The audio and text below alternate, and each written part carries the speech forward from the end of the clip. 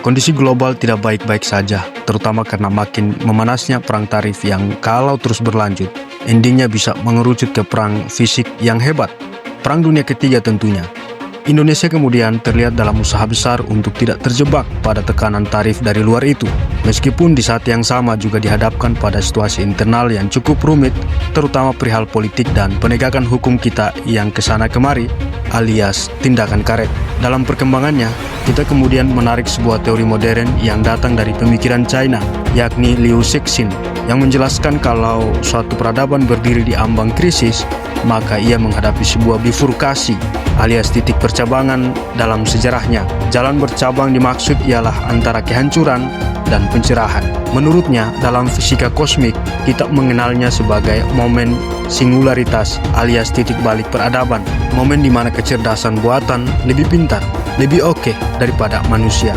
Titik di mana hukum-hukum yang lama tak lagi berlaku dan sesuatu yang baru bisa lahir, entah bintang, entah lubang hitam. Nah, kita kemudian melihat Indonesia sekarang berada di titik semacam itu. Fakta yang berkembang, ada dua narasi yang saling bertolak belakang. Yang satu bilangnya Indonesia gelap, hukum tumpul ke atas, ekonomi timpang, demokrasi tercederai, bla bla bla.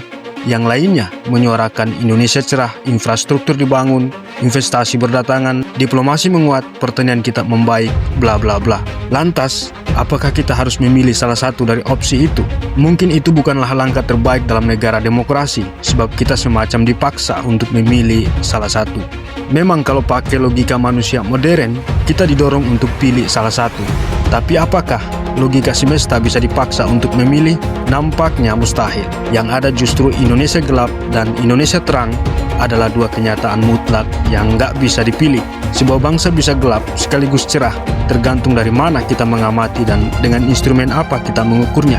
Apakah kita berdiri dari cahaya lampu rumah paroki Gerung atau dari rumah tua milik Belanda yang nggak ada lampunya? Keduanya ada di desa yang sama.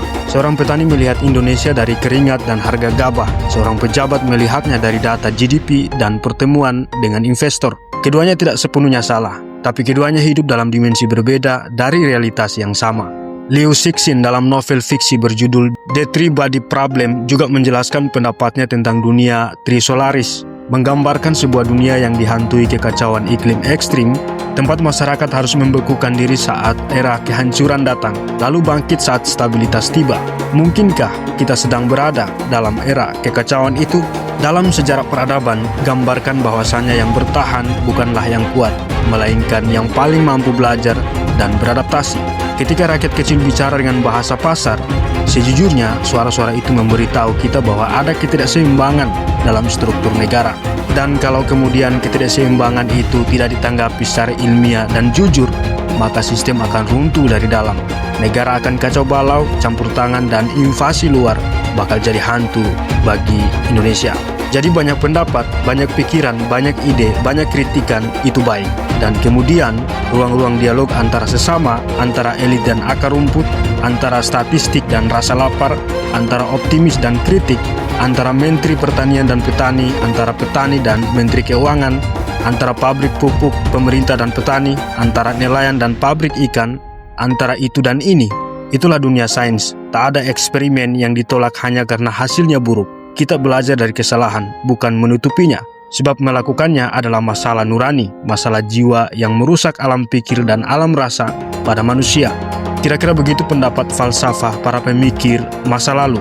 Indonesia bisa jadi proyek peradaban, eksperimen besar dunia tentang bagaimana sebuah negara dengan sejarah kerajaan yang banyak, kolonialisme, keberagaman luar biasa, dan sumber daya alam yang melimpah, tumbuh dan kuat di berbagai bidang.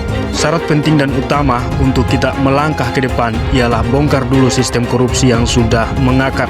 Seperti kita membongkar kapal yang bocor, mungkin kita harus menghitung ulang dari 1 sampai 10, menghitung ulang bobot keseimbangan antara praktek spekulasi dan praktek mekanik, menghitung ulang distribusi energi politik dan ekonomi, seperti seorang insinyur matematik menghitung distribusi tekanan dalam kereta api cepat Bandung-Jakarta.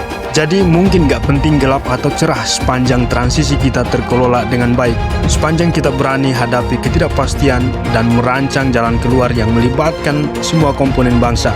Ada yang bilang peradaban besar tidak lahir dari kenyamanan, ia lahir dari krisis dan dari keberanian untuk melihat ke bintang-bintang sembari memperbaiki pondasi di bumi.